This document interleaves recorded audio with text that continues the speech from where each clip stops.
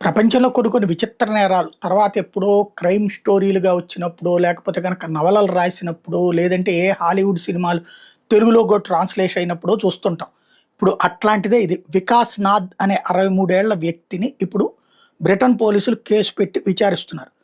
ఇతను ఈ ice cream లేకపోతే గనక ఈ మన మిల్క్ షేక్ ఇట్లాంటివి ఉంటాయి కదా! వీటిట్లో ఒక ఆ సంబంధిత వ్యక్తి అంటే మన సర్వరు తీసుకొచ్చి ఇచ్చే ముందు లేడీస్ ఎవరన్నా అయితే అందంగా ఉన్నటువంటి వాళ్ళైతే అతను ఒక స్ట్రా ఇస్తాడట. ఆ స్ట్రా యేసుకొని తాగినటువంటి వాళ్ళలో కామ కోరికలు విపరీతంగా పెరుగుతాయట.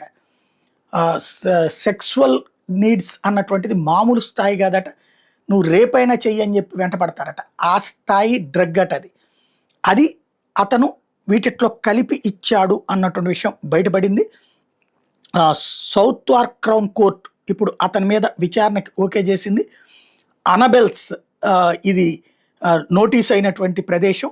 దానికి సంబంధించినటువంటి వ్యవహారం మీద పూర్తి స్థాయి విచారణ చేయమని చెప్పేసి ఆదేశించింది. ఏం తెలుస్తుందనేది చూడాల్సి ఉంది.